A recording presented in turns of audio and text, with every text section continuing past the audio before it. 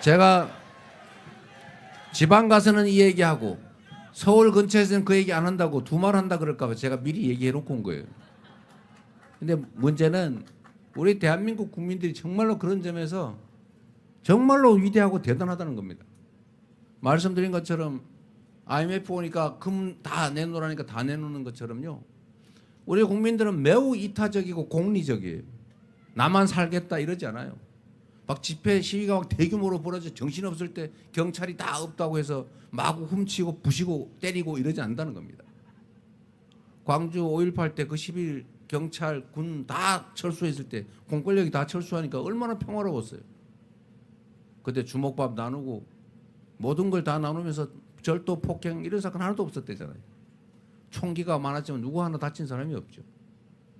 우리가 촛불혁명, 빛의 혁명을 이렇게 평화롭게 수행해내는 것도 그 위대함에서 나오는 것 아닙니까? 제가 경기도 수원에서 공공기관을 북쪽으로 다 옮긴다고 해도 수원 사람들이 우리 거를 다 뺏어갔으니까 표 찍지 말아야지 하지 않더라는 거예요.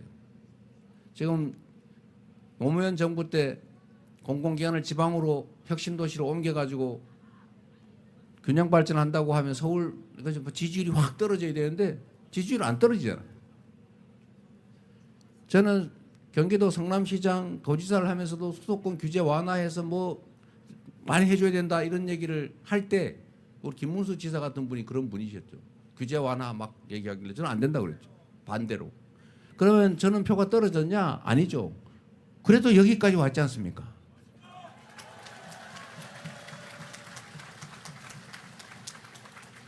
우리 국민들의 위대함이에요.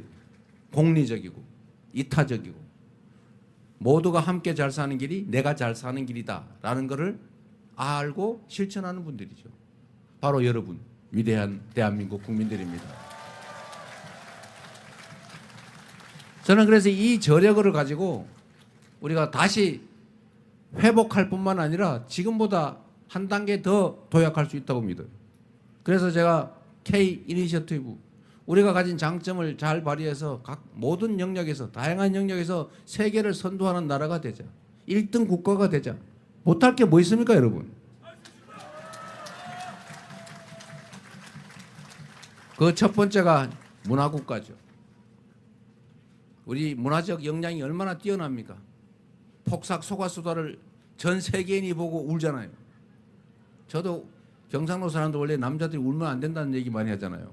제가 집에서 그거 보다가 집 사람 모르게 아내 모르게 그러다가 막 원래 눈물 닦느라고 엄청 고생했어요. 그거 다 보고 나니까 눈에 진물이 나는 것 같더라고. 이 가장 한국적인 것이 가장 세계적이죠. 그 문화의 역량을 키우면 우리의 또 다른 성장의 기회, 발전의 기회가 올 거다. 그리고 이거는 대한민국 전체에 가는 거지만 어쨌든 지방 얘기를 조금만 더 드리면 이제 지방의 투자 그다음에 정책을 집중할 필요가 있다. 저는 재정 분배를 할 때도 서울에서의 거리 또는 부산에서의 거리에 따라서 좀 차등 인센티브를 줄 필요가 있다고 생각합니다. 그래서 지금 이미 있는 건 어쩔 수 없어요. 이미 있는 걸 뺏을 수는 없습니다. 새로운 영역에서는 최대한 공정하게 기회를 나누고 그 성과도 공정하게 가지도록 해서 이 양극화 불평등을 좀 최소화하자. 좁혀가자 조금씩. 저는 해소라는 말 좋아하지 않아요. 불가능하거든요. 어떻게 해소가 됩니까? 완화. 그리고 그런 면에서 새로운 정책을 할 때는 하다못해 아동수당을 새롭게 시작한다. 뭐 그러면 또는 농어촌 기본소득 이런 걸 한다. 그러면 전면적으로 하기는 어려우니까 먼 데부터 먼저. 똑같은 조건이면 먼 데를 한 10%, 20% 추가로 지급한다든지 또는 국가 교육 지원을 해도 국공립대 중에 저 서울에서 거리가 먼 국립대를 조금 더 지원한다든지 이렇게 해야 대한민국이 비로소 균형을 맞춰가겠다. 그리고 지방에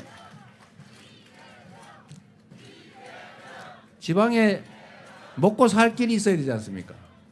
먹고 살 길을 만드는 방법을 또 열심히 연구해야죠. 지방에 먹고 사는 길, 그 먹고 사는 길의 핵심은 기업들이 들어오는 거예요. 근데 지금은 기업들이 들어오려니까 제가 기업인들한테 물어봤죠. 좀 남쪽에 가서 하면 안 되겠습니까? 뭐 가면은 땅값도 싸고 물가도 싸고 좋지 않습니까? 그랬더니 뭐 그런 건 맞는 말인데 사람이 없대요. 일할 사람이 없다고 합니다. 그래서 그러면 거짓말하니까 그 사실이. 그래서 기업의 입장을 이해해 줘야 돼요. 유능한 젊은 인재들 찾기가 어렵다.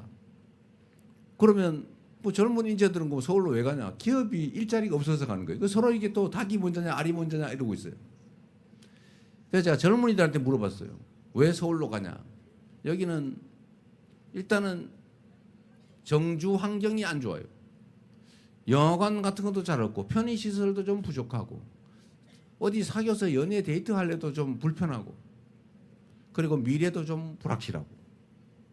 그래서 또 젊은이들은 서울로 가요. 왜 뭐 서울로 가면 뭐 길이 있냐? 사실 거기도 잘 길이 별로 없어요. 그래도 여기보다 나으니까 떠난다는 거예요.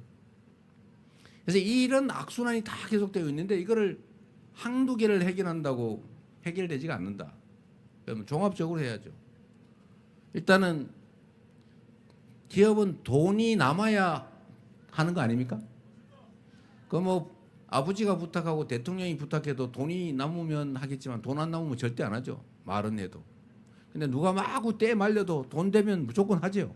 그게 기업이죠. 그래서 마침 저는 기회가 왔다고 생각해요.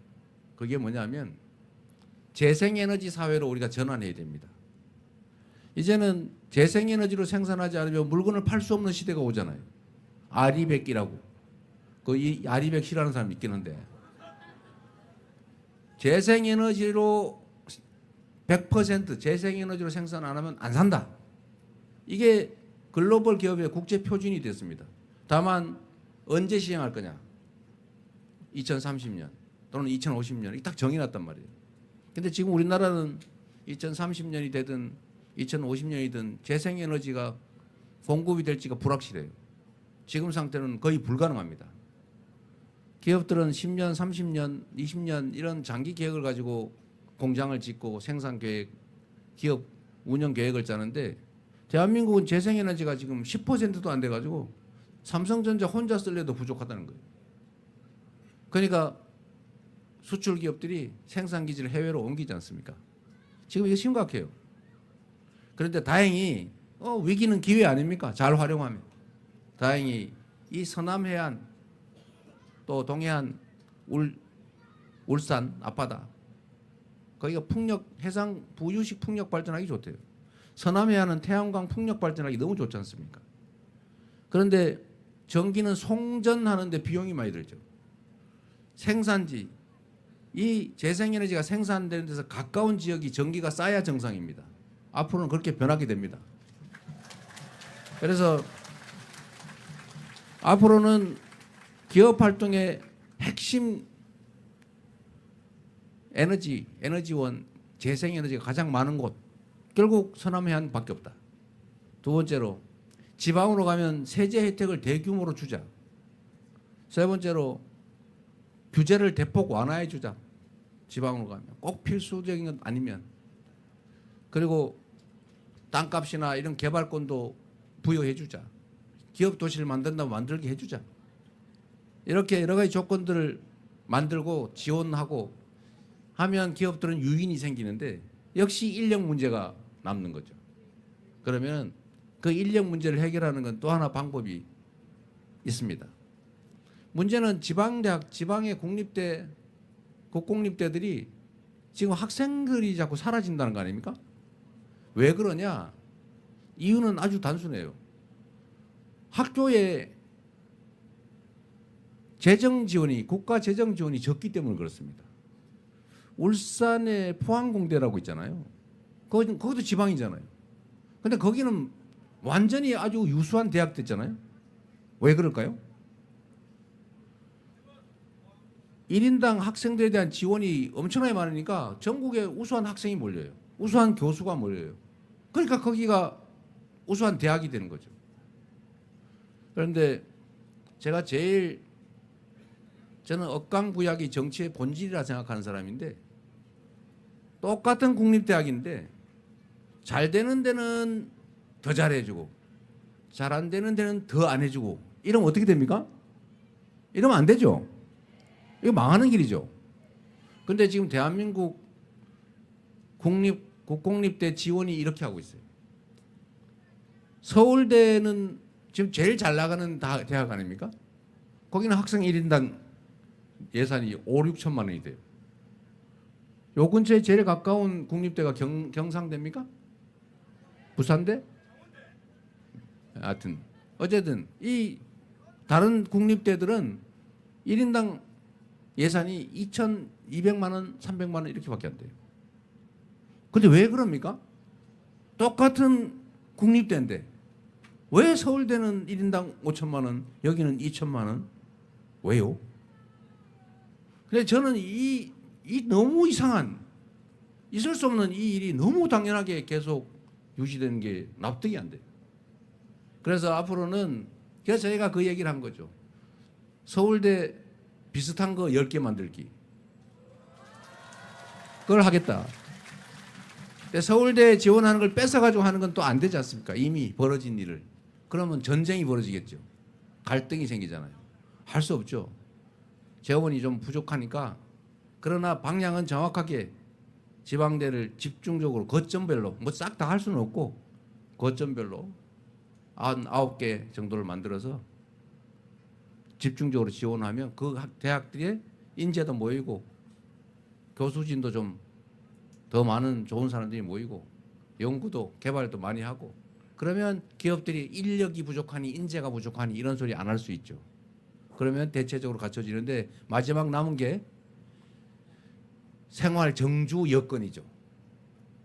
그러나 그건 또 아까 말씀드린 것처럼 교통 기반 시설을 대규모로 확보하는 건 하고 부울경 통합이든 메가시티든 이런 거라도 해서 어쨌든 기반 시설을 좀 갖추면 그 문제도 일부 정도 완화되지 않을까.